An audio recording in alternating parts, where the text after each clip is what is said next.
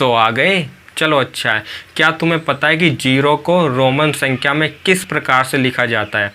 देखिए, जिन लोगों को नहीं पता रोमन संख्या क्या होती है, सो मैं उनको एक पहले बता देता हूँ। देखिए, जब स्कूल में पढ़ते समय हम स्कूल की कॉपी या फिर किताबों पर हम अपना नाम लिखते थे, स्कूल का भी नाम लिखते थे और हम क्लास भी लिखते थे। जब हम हमारी क्लास लिखते थे, यदि फर्स्ट क्लास में पढ़ते तो हम उसे इस प्रकार से लिखते थे, यदि हम 5th क्लास में पढ़ते तब हम उसे इस प्रकार से लिखते थे, और यदि हम 10th क्लास में पढ़ते तब हम उसे इस प्रकार से लिखते थे। मतलब अलग अलग साइन होते थे, उनको अलग अलग लिखने थे। ठीक है ना, ये होती है रोमन संख्या। मतलब कि हम अपने स्टैंडर्ड को लिखने के लिए रोमन संख्या का प्रयोग करते हैं। ठीक है ना।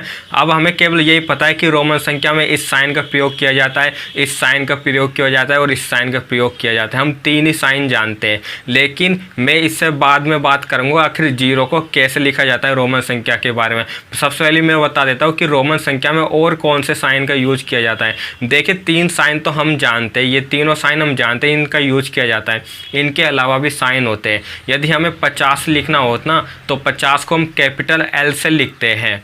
यदि हमें 100 लिखना हो तो 100 को हम कैपिटल C से लिखते हैं।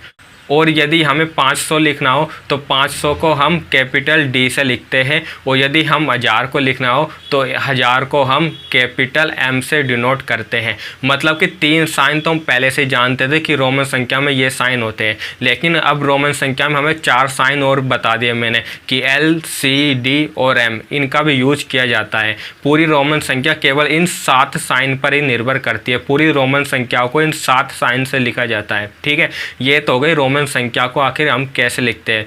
लेकिन सवाल वही है मेरा कि 0 को आखिर कैसे लिखते हैं रोमन संख्या में। देखिए, इसके बारे में मैं बताता हूँ। रोमन संख्या में हम सारी संख्याओं को लिख सकते हैं, लेकिन रोमन संख्या में हम 0 को नहीं लिख सकते। लेकिन 0 को आखिर क्यों नहीं लिख सकते? देखिए, रोमन जो पद्धति है वो रोमन देश से आई है, और जो रोमन देश है वो 0 में बिलीव नहीं करता। रोमन देश मानता है कि 0 का कोई भी अस्तित्व नहीं है, 0 नाम की कोई चीज़ इस दुनिया में है ही नहीं। तो इस वजह से वो 0 को नहीं मानते। वो 0 को नहीं मानने के कारण वो रोमन संख्या में 0 भी नहीं लिखते हैं। तो एक बात तो पता चल गई कि 0 को रोमन संख्या में नहीं लिखा जाता, क्योंकि रोमन पद्धति में 0 नाम की कोई चीज़ ही नहीं होती।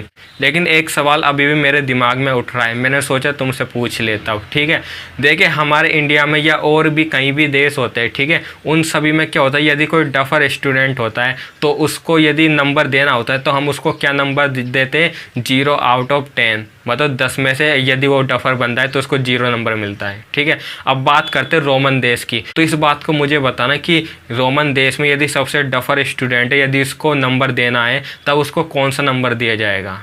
सो मिलते हैं नेक्स्ट वीडियो में कुछ इसी प्रकार की वीडियो के साथ। Till then good bye and जय हिंद।